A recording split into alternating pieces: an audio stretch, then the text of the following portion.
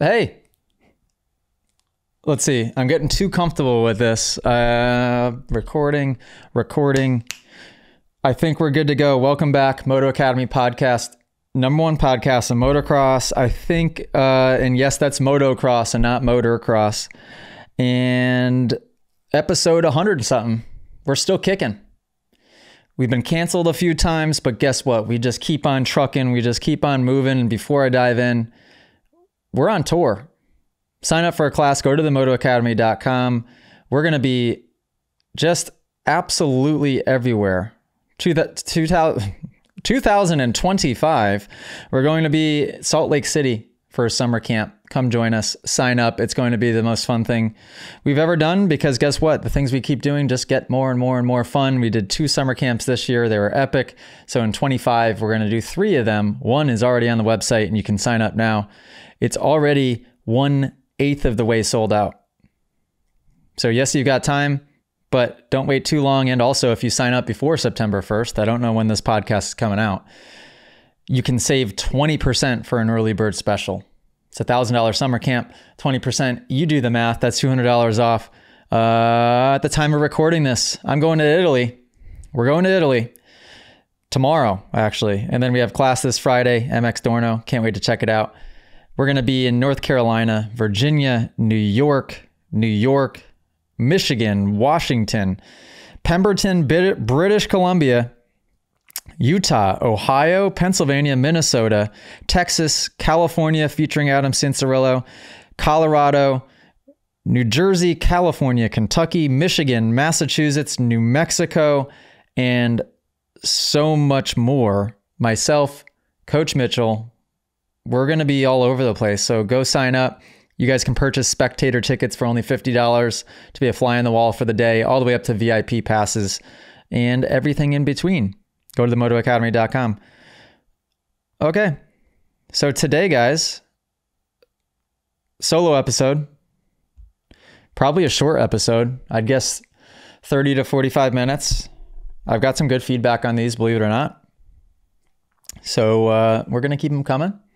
And it is so convenient for me to just be able to hop down here in the old podcast basement and just turn the camera on and then send the footage away. A couple of updates in our lives, if anybody cares, there's 7 people listening, I'm sure. And for the 3 of those 7 people that care, I am the CEO of Moto Academy. As a CEO, it is like playing chess, trying to figure out where to put people so that they're happy, and AKA if they're happy, they're going to be creating the most for you, and just putting the right people in the right seats. It has been the biggest challenge of my life so far. It would be managing the people that work for Moto Academy to try to maximize output as much as possible. This month, we made some big shifts. So there might be more than, within the last few months, HR Hannah went from an executive assistant role to COO role. Hannah then trained Alyssa, shout out Alyssa, who came in now as an admin, basically already taking the full scope of executive admin. She's learned really quickly, which is awesome. So that's been really, really helpful. Jackson, who is doing most of our social media, is now, as of next week, shifting completely to more of a relationships manager, and almost an agent role, if you will, dealing with dealer relations, ambassador programs, sponsorship programs, all of that type of stuff, which we've kind of been trying to do and juggle. But what you learn really quickly is that when you create a scope of work for somebody, you have to be careful because you can't just give them everything, because there's certain things that make sense in the scope of work, and then there's certain things that really derail you and take you off the beaten path of where, like, if your focus is all kind of going this way and all of a sudden you got one thing tossed in your scope of work that's just like a curveball, it can really screw up your productivity. So I think with one person focused just on that stuff, it's going to be huge. So that meant, and also Grant, who is now our full-time videographer, really wanted to, and he shared with me before the new year that he wanted to be working himself into a trainer role. And so right away when he said that, this was probably in late November or early December, I started thinking in my head, okay, how can we begin to make sense of this? At the time, there wasn't that possibility, but looking a little bit in the future, I'm like, okay, I think we can make this happen. And now we're at a point where it's happening. So Coach Grant is going full-time coaching role. So he'll be full-time coach number 3. And the plan with that is Coach Grant will be our +1 whenever I need him or whenever Mitchell needs him. So when our classes hit a certain threshold of riders, boom, Grant's getting tapped in, and then he can fly to either go help me and give me a lending hand or to go and help Coach Mitchell, which will be awesome. So then that leaves the videographer role open. So what we're doing is we have just hired Ethan. Shout out Ethan. He lives in New York and met him through a mutual friend that is a professional racer. And Ethan's going to be taking over kind of social media / videographer role, which is going to be, I think, that next level again. So I'm excited about that. We are also actively in the middle of completely revamping our website, which we're well overdue for that, I think, because we created our website and then what happened is a competitor, although I don't really believe in competition, just because I think we're really have created our own path, number 1, and number 2, I think that everybody can collaborate and work together, but they, whether intentionally or not, used our exact same website theme. So that's unfortunate. So now we're completely changing it so that it doesn't look the same. People don't get confused because that's not good for anybody. And yeah, we're leveling it up. So, hey, if you want to be competition, good luck keeping up because you won't. But I don't look at it as competition. Don't worry. Collaborate with everybody. It's a creative endeavor. It's not a competitive endeavor by any means, especially in what we do. We're just here to help people. We had a good phone call this morning, changing not only the website, but the big one is the landing page for the app, trying to create more of a visual of what the community consists of in the app. And I think that's important. Not that anybody cares. On this episode, I'm going to dive into a few podcast questions. I'm only going to hit maybe 2 or 3 podcast questions, and then we're going to dive into our Coaching Wanted segment. And I've got a whole bunch of cool Coaching Wanted segments or Coaching Wanted footage that we can go through and talk about. And I think even for those of you that are just straight up listening, still be one, entertaining for the Coaching Wanted, even if you can't see the video of them riding.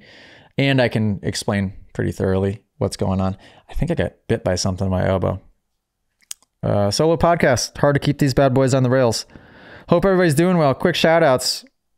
Christian in the Netherlands. Hope you're doing well. And that's it. Just thought of Christian for some reason. No idea why. Okay. Hashtag podcast questions. We got one from Matthew Giffing. I saw a clip on TikTok where AJ was talking about Sunset Ridge being one of his favorite tracks. That being said, what makes you love certain tracks over others? A few key factors. 1, dirt. Some regions of the country, some regions of the world just straight up have better dirt than others. And those locations are extremely lucky because when you don't have the dirt, you can make it better without a doubt, but you're always working against it. And it's like, essentially it's a never ending process. There's a lot of tracks that do a really amazing job making the dirt pretty good from a starting point that is not so good. I think Tomahawk would be a good example of that. The dirt that was at Tomahawk, it's like you're riding on a rock ledge, essentially. And Chad has done a good job for what it's worth of just getting stuff in there to loam it up and to make it feel like you're not riding just on a rock the whole time. But Sunset just naturally has absolutely perfect, amazing dirt. That's huge. Number 2, flow of the track.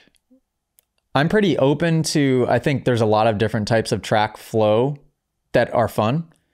because sometimes, and this is why I like private tracks a lot, a tight, awkward, janky flow is really fun because it just makes you think outside the box. Sometimes it's more fun because the pace is so slow and you have to get ultra creative in sections that like don't link together super well. I'd say, speaking of like track layout and flow, what I normally don't like would be too high speed. And some tracks just are too easy and too high speed to where I get bored extremely quick. But Sunset just has a really, really fun flow. As soon as you get going too fast, boom, you're into another section, a corner, a jump, something to slow you back down, which is nice. It's got really, really nice, like just floater jumps. Nothing super big. If I had built it for myself, I'd make everything quite a bit bigger, but just fun scrub jumps. They flow out of the corners well, so you can kind of scrub both directions. The takeoffs are long and gradual, which is cool. The ruts form super nice. Scenically, it just looks amazing. Yeah. So I'm struggling to think of tracks off the top of my head because I've been to so many, but that's kind of what I look for. I find typically good stuff and positives from every single track. I really do. Because and this is how you have to be as a rider to be able to enjoy yourself all the time. It's easy to think that you're only good at certain things and think that you only enjoy certain types of riding. And then you limit yourself because you get to a certain track and all you can do is focus on the section that you don't like. It could be 2 minutes of awesomeness and then you have 15 seconds of a section that you struggle with or that you just don't like, and it can ruin the track for you. So, and I used to be that way for the longest time. And now I've just gotten to the point where I think it's a fun challenge no matter what. And hey, either way, you're on a dirt bike, so it's not too bad. And if anything, I've learned to like the challenging stuff more. And like I said, when the track gets too easy, an example of a track for me that's just too easy is 508 in Mass. It's just too easy. There's nothing on that track that challenges me in the slightest. So I get bored really quickly. But that track is a good learning track for a lot of people. So, yep, long-winded answer, but there you have it, Matt. Hope that answers the question. We got one from Moto. Shout out Moto. He did class at Pro MX. Got to meet his fiance. He was a trip winner, and we flew him into Florida to hang with us last year. Broke his wrist at the end of it, but hey, still had time of his life, I think. And we loved having him. He's awesome. Podcast questions. We see so many pros that really push the edge who are considered extremely fast but crash and get injured often. They get recognition over many of the other pros who are consistent top 10 finishers. Many would assume that they have more skill. Skill and speed-wise, is this a risk versus reward preference between the two racers, or are the more consistent finishers just not as fast or skilled? Good question. This would be my theory. That is the unfortunate part about pro racing is the broadcasts, even in outdoors, are short enough, especially in Supercross, really short, to where if you aren't up front, you're probably not going to get talked about, probably not going to be on TV. So you could be a guy that's showing up and getting 6th to 8th every weekend, and you might get completely overlooked by the television broadcast and just by everybody else that's there too. Even if you're consistent. I think the big separator between that consistent guy that's maybe 6th to 12th place versus the person that like is up front a lot and then crashes super hard up front a lot is maybe just the risk tolerance. And one person just really gritty and just wants to go for it all the time. I think there's something to be said for that type of rider. There's a lot of teams that look for that type of rider because that level of determination and grit is hard to find. But as I've learned how to think, I think that's still on the lower tier of like when you really evolve as a rider and as a person, you should evolve beyond that, hopefully pretty quickly for your own sake so you don't get hurt. And you can get to a point where you ride more creatively and the creativity will stem from the consistency, and the consistency comes from a foundation of technique.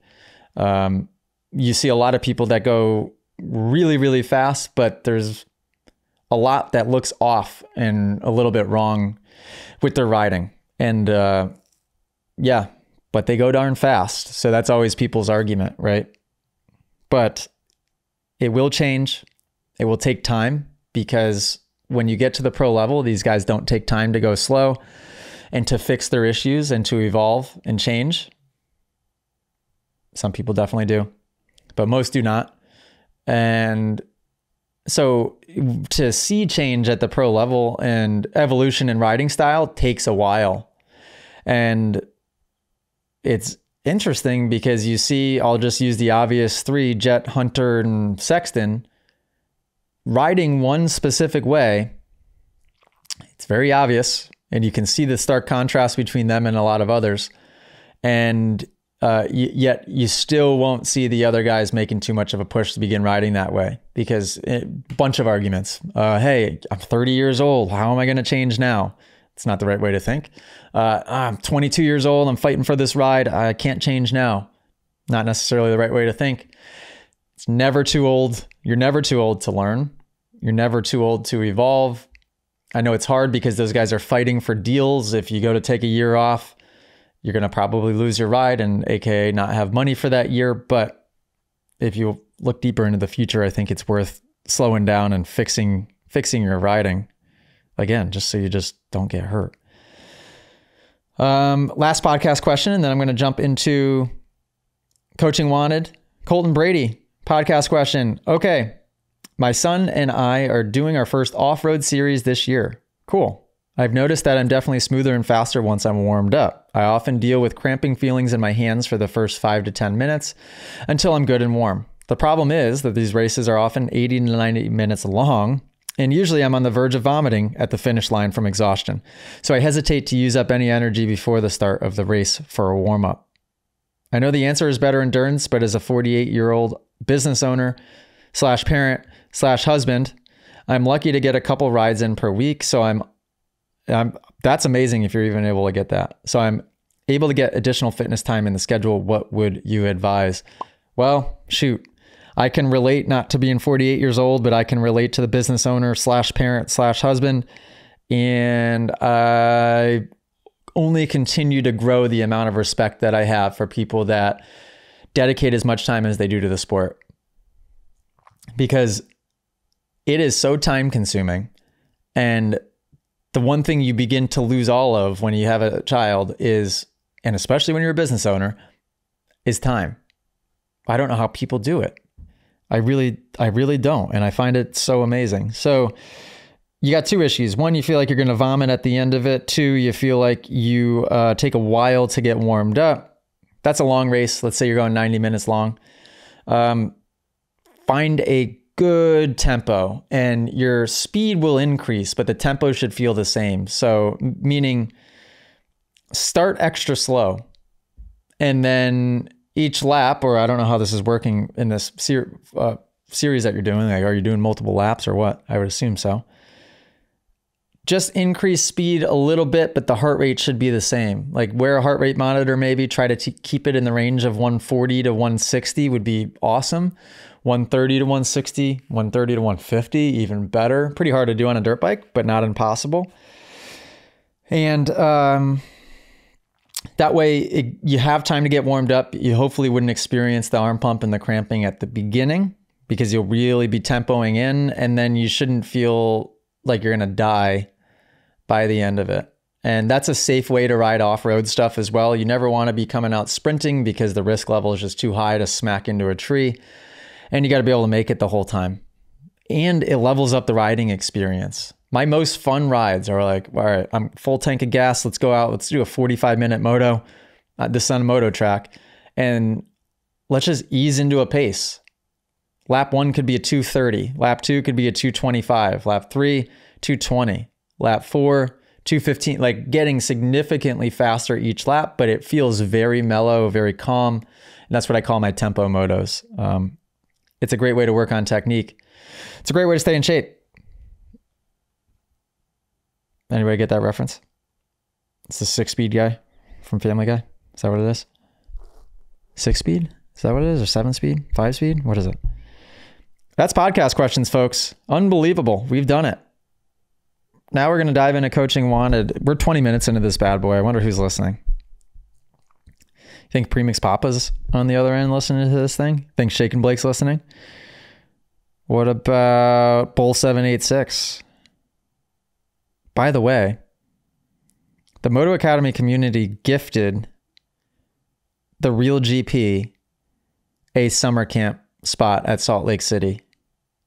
They went out, they ordered it. They didn't even give me a chance to give it to them for free. They just went out and ordered it and gifted it. Hopefully Real GP's on the live stream tonight that we're doing, so I can let him know in the live stream, because he doesn't know yet.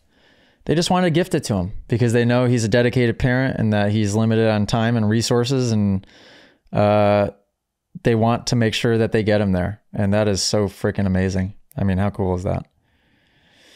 So the way I'm going to do this, editor's note, is I'm going to start with Colton Brady. If you go to Coaching Wanted and sort by newest, go to Colton Brady, and then I'm going to go from Colton Brady, make my way to more recent. So I'm going to scroll up from there. Alrighty. Those of you listening, if you don't know what the heck Coaching Wanted is, there's a spot inside of the Moto Academy app where you can send your riding footage in for our coaches, including myself, to give you feedback. Can't beat it. You honestly can't beat it, because one, it gives you a place to be able to post and log your footage. I think too many people don't watch footage of themselves and they have no idea what the heck they look like. And when they try to change and make technique improvements, they don't know what they're doing. So being able to see yourself, incredibly important. And then 2, being able to get feedback from the coaches so you know what to work on and how to prioritize it. It's huge. And almost threw up. What's awesome is that we have all of our members commenting, like Prebex Papa here helping out. Oh, Peter Estavina helping out. Said that like he's an Italian guy.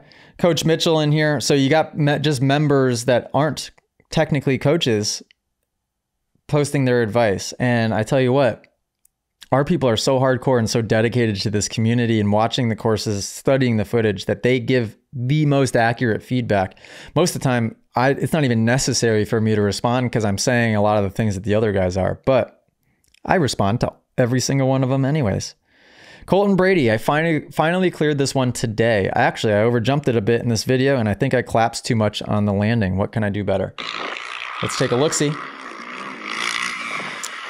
Oh, perfect takeoff, perfect in the air, and yep, you're exactly right. So I'm going to we'll play it through one more time. I'm going to put it in slow-mo on the landing. Yeah, so your knees blew forward on the landing, and you almost hit your head, or you might have even hit your chin on the crossbar pad. So 2 things to fix that. One, since you're jumping and landing in sand, I would want you to land a little bit harder on the throttle. You didn't land on the gas, but just barely. I'd land harder on the throttle. And then 2, you just have to have stronger legs upon landing. You let yourself collapse a little bit, and then therefore it claps that upper body. But as far as, and you knew that, you recognized that right away. Your takeoff was really good. And then you did an awesome job of keeping that head to the front and using just body English alone. I don't think you brake tapped, or maybe you did. I don't think you did, to get that bike to level out, which is really nice, and landing front tire first. Yeah, very nicely done. That looks like a fun jump. All right, next one is from Richie Keeney. Let's see, I think we're on 85 here, hitting a little whoop section.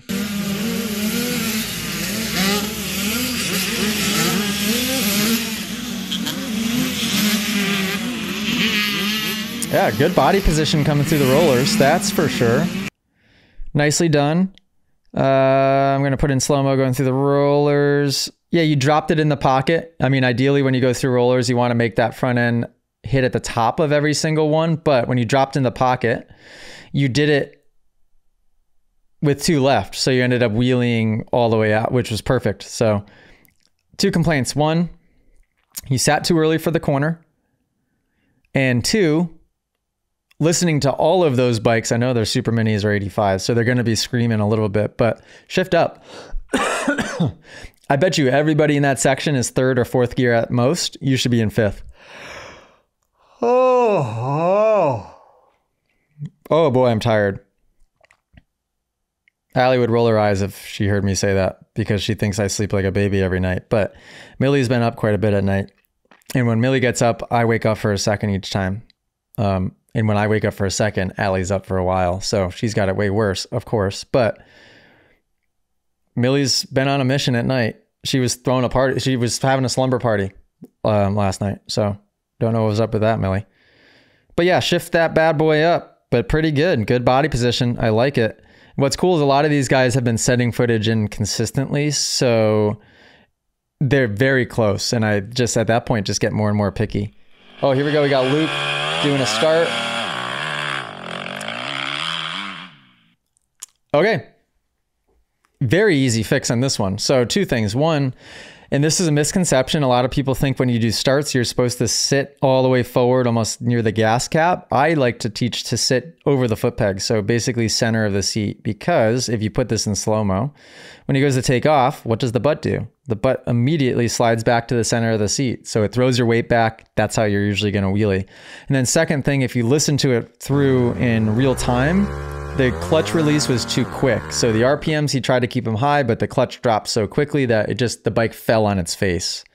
So you need to let that clutch out high RPM, but really, really slow. So you can keep that RPM high enough, but that bike will take off. If you let the clutch out too quick, you're either going to lug or stall or wheelie over backwards, which you don't want that either.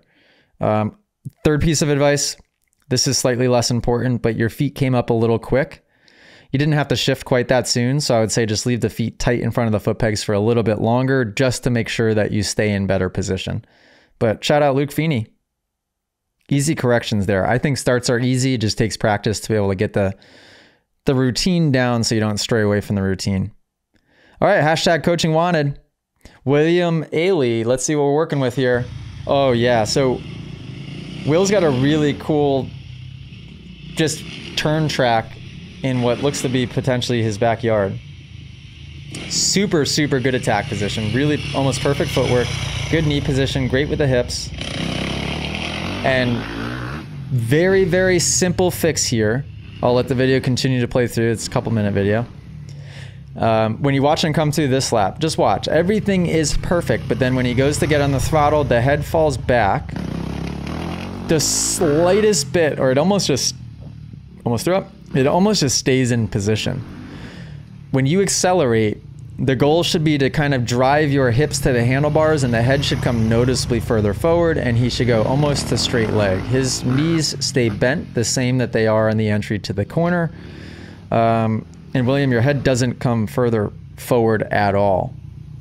So the next step of progression is when you get to that apex of the turn. So right when you get to the 50% mark. Ooh, you look really nice sitting down there. You need to start to lean forward more. Let me watch one more pass of sitting.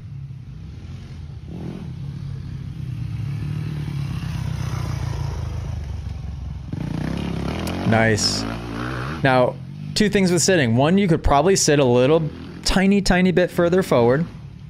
So that way you can remain just straight up and down, which you're trying to stay straight up and down. And then two, you could probably stay in the seat a little longer exiting the turn. There you go. You stayed on the seat longer that time exiting. Very nice. Very nice. What a good place to practice. Corner tracks, nothing beats it. It's a good way to isolate, eliminate a lot of the variables. Moving on, coaching wanted. We got Florian number 111. First time riding Supercross.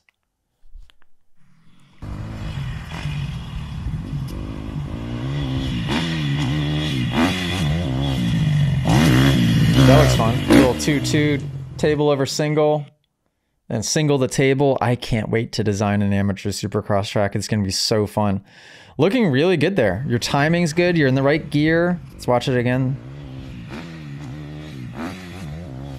Yeah, only feedback would be on the table of single. You landed back tire first by a little bit. In Supercross, it's more important than anything to land front tire first, because if you miss time, you get the next obstacle coming up. If you land back tire first, the likelihood of getting that slingshot out of position or over the bars entirely is super high. So front tire first, the steeper the obstacle, the more important that is. But Florian looking good. That track looks fun. I'll have to come ride it. All right, we got Chris King Friday Adams, coaching wanted. Struggling to keep my head forward when standing through the turn. Let's see. He's normally on that good old KDX 200. He's on a Yamaha on this clip.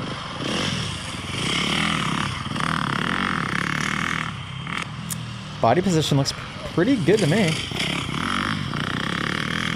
Sitting down, really good.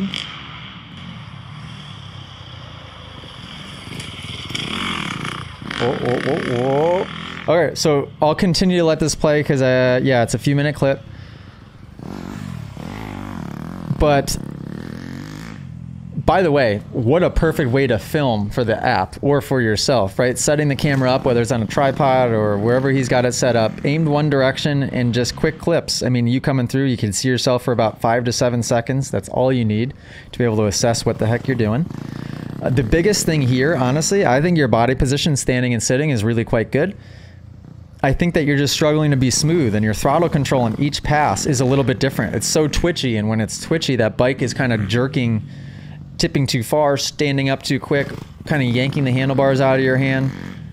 The Yamaha's a difficult bike to be smooth on, but this is where the clutch comes in handy. And I would use the clutch here to just try to assist in letting the throttle come on as smooth as possible. The way I describe it is like, you want to picture your throttle application as a graph, and the graph should look so smooth and gradual and straight. It shouldn't be like these peaks and valleys, and that's what the clutch is for. The clutch isn't to try to super boost and create more power all at once, although sometimes you can use it for that. It's not to try to kill the power all at once because you're standing the bike up too far in the corner. It's to, as you're rolling the throttle on, to have a finger there to just smooth that power out. So as soon as this wrist, the throttle hand, accidentally does this, you're just feathering the clutch just enough to keep that power super, super smooth. That would solve your problem, and that would be a great corner to practice it. Tight, annoying, little awkward turn, especially being a right-hand turn, it's easier to knife the front because your throttle side is down. Yeah, practice that. And be patient, because that's a hard thing to learn. Coaching wanted, we got Logan. Embarrassing as it is, here is my best attempt at scrubbing. Is my timing off? Is the body position correct? Let's see what we're working with. Good slow-mo clip here. This jump is pitched pretty far down, so I find it harder to scrub, and it takes more commitment to scrub on a jump that's not pitched steep. A steep jump, it's easy to just do a quick twitch of a flick, and then you're kind of good. On a longer, more sloped roller, you have to be a little bit more aggressive with the movement. So what I will say, you didn't do it wrong. I mean, you could probably initiate it earlier on the jump face for sure. And then you could just do a little bit more of a movement. That looked really conservative. But what I would recommend is find a slightly steeper jump maybe to do it on. And it might help. Make sure you're practicing it both directions as well. I think that's the same clip played twice. Yeah, it is. You're doing it clutch side down in this clip, which is most people's unnatural direction. Not as bad as you think. I think that looks pretty good. I really do. What a lot of people do on scrubs, two things. One, they wait till they're in the air and they try to do the movement all at once. At that point, it's a butt whip because it's too late. Or two, they try to do it all with handlebars. And to do it right, and that maybe be my advice too, is use your hips a little bit more. You should be using the hips and the knees to create the snap of the scrub. Less of the handlebars will follow, but the hips and the knees to create that snap. Okay, guys, I'm running low on energy. I'm going to be quite honest with you. We're only 34 minutes in, but I'm going to stop with the coaching wanted. Let me go through my phone just very quickly because I want to make sure I'm updating you guys on everything. Oh, what else? Guess what? Guess what? This is only for the podcast listeners, by the way. Editors, no, don't put this in a clip. I had a call with Winchester Speed Park. This might not mean a lot to some of you guys, but for those of you that live in New England, this would be exciting news. I had a call with the owners of Winchester Speed Park, and we still got a lot of details to work out, but I pitched them on the idea of Moto Academy paying to rebuild the Supercross track, trucking in a bunch of dirt because it needs more dirt, and designing the track and making it a legitimate amateur Supercross track. And Moto Academy will hold Supercross training sessions at Winchester, and we're going to have a Triple Crown Supercross race series at Winchester Speed Park as well. So it'll be a collaboration promotion. It's going to be epic, epic, epic. It's only an hour and 20 minutes from my house in Connecticut, which will be convenient for me. The plan is we'll try to create a broadcast and live stream it in the app. It's going to, under the lights, we might even put in updated LED lights and improve the lighting a little bit, although the lighting is pretty good there, I think. Step one is just sourcing more dirt because we need to build more obstacles. So we need to find more dirt. And I want to find good dirt because the dirt that's there is awesome. So that will be really, really cool because, we could also utilize it for a summer camp. And that was a location that was on my radar for a summer camp in 2025, but I wanted to be able to utilize the Supercross track and the motocross track. And with it being freshly rebuilt, it'll be epic for us to be able to go across the street throughout the week for the summer camp when we want it. And then hosting, whether it's weekly or monthly Supercross training sessions on that track. There are a lot of fast up and coming riders in the New England area, and nobody has access to a good amateur Supercross track, number one, and real training on an amateur Supercross track. People are just thrown to the wolves in these Supercross Futures environments on the tracks that we're racing and just trying to figure it out. So I can't wait to be able to take a lot of the New England motocross community and teach those guys how to ride whoops, rhythm sections, on-offs, dragons backs, all of the specific things with Supercross, and really get people comfortable on it, and to design a track that will be fun and safe for all of those skill levels. That's a challenge. It's not impossible because my theory always is, okay, make the track technical so the speeds are low. And then you just want to make sure that stuff has to be placed really strategically so that if something goes wrong, maybe we have nets set up like Pro Supercross does so we don't have bikes flying off berms. We're going to make it legit. And I can't wait. So keep your eyes peeled for that. That is absolutely top secret. So that's just for podcast listeners only. Don't put that in a podcast clip yet. What else have we been up to? Other summer camp locations that aren't announced. Sunset Ridge, we're going to come back. That will likely turn into an annual summer camp, something that we do every year. We're just working on the date. Like I said, it sounds like we'll be at Winchester. We're going to Breezewood Proving Grounds in September. That is on our radar for a summer camp as well. So we're just going to do a class there to test it, to make sure we like the track and the facility and everything all as well. But that is on our radar for a summer camp. And then 2025 dates are going to be released. I think, what's the date? We're shooting for this weekend.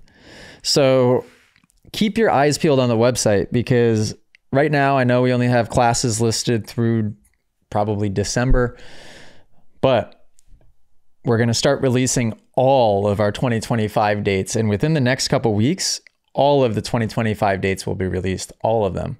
So, and we're going to have early bird specials attached to all of the classes. So incentive for you guys to look at your calendar and, book well out ahead of time, save a little money in doing so. And with our intention being of 2021, 22, 23, 24 was really us experimenting and testing locations and regions and seeing where people were showing up, which they were kind of showing up everywhere, which was awesome.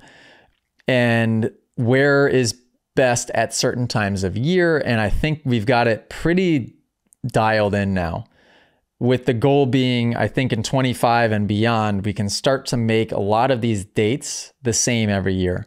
So that way people know, okay, Moto Academy always comes to town on this weekend. They can plan for it. They can book it super far ahead. And I think that's just the natural progression and evolution of this machine that we call the Moto Academy, which is, man, I'm grateful for it. I think it's so cool. Grateful for you guys inside of the app. Coach Mitchell had class yesterday at X-Town. Don't know where that is. I think it's in Canada somewhere. We got a whole lot of stuff going on. We've been using Slack. We were using iMessage. So all of my employees had to have an iPhone, so we were in iMessage. Now we're in Slack, which is nice because we use ClickUp, which is a task management system. And Slack and ClickUp talk to each other really quite nicely, and they sync up really nicely. So you can do your tasks directly through the chat in Slack. And yep, only one person knows what I'm talking about now, but it's fun. Creating something of your own, getting other people involved, creating a community around it, and then running your own business is the most fun thing in the world, other than having a wife and daughter and dog. But shout out Millie, shout out Allie, shout out Doug. Okay, I've had enough. Podcast episode, don't know, 100 and something. Hope everybody's doing well. Hope to see you at class soon. If you need me, I haven't been on social media in a long time, but the team will see the message. They'll forward it to me. If you want to get in contact with me directly, get in the Moto Academy app. Just join the lowest tier, which is, or the least expensive tier, which is the community tier. It's $9.99 a month. And in that tier, you can message me directly whenever the heck you want.